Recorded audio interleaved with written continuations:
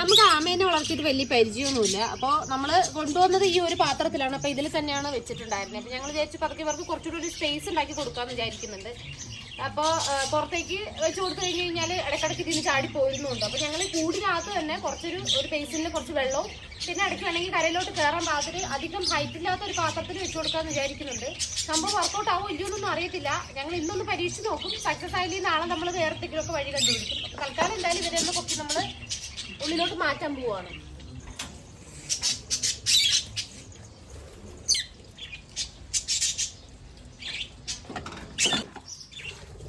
ഇവിടെയാണ് നമ്മൾ ആമയ്ക്കുള്ള പാത്രം സെറ്റാക്കാൻ പോണേ. കുറച്ച് അവിടെ വെച്ചിട്ടുണ്ട്. ഇവിടേക്ക് ഇറങ്ങി നടക്കാൻ വേണമെങ്കിൽ എന്നൊക്കെയാണ് ഞങ്ങളുടെ പ്ലാൻ. ഇനി ആമയുടെ പ്ലാൻ എന്താണെന്ന് ആമ അകത്ത് കയറിയാലേ അറിയാവുള്ളൂ. ഇനി ആമയും മോട്ടു പോയാലും കൂടെ ഇവിടെ ഓട്ട മത്സരം നടത്തുമെന്നാണ് ഞങ്ങൾക്ക് ഇപ്പം ഡൗട്ട്.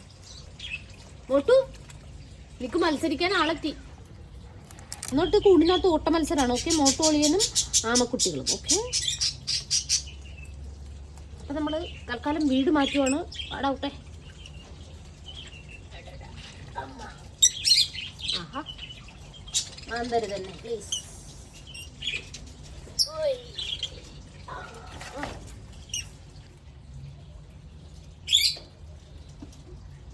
ഇപ്പൊ കണ്ടിട്ട് അവർ ഓക്കെയാണ്. അവർക്ക് അത്യാവശ്യം ഒന്ന് ഇറങ്ങി നടക്കാനൊക്കെ ഉള്ള ഒരു സ്പേസ് കിട്ടിയതിന്റെ സന്തോഷമാണെന്ന് തോന്നുന്നുണ്ട്. അത്യാവശ്യം കൂടി നടക്കുന്നുണ്ട്.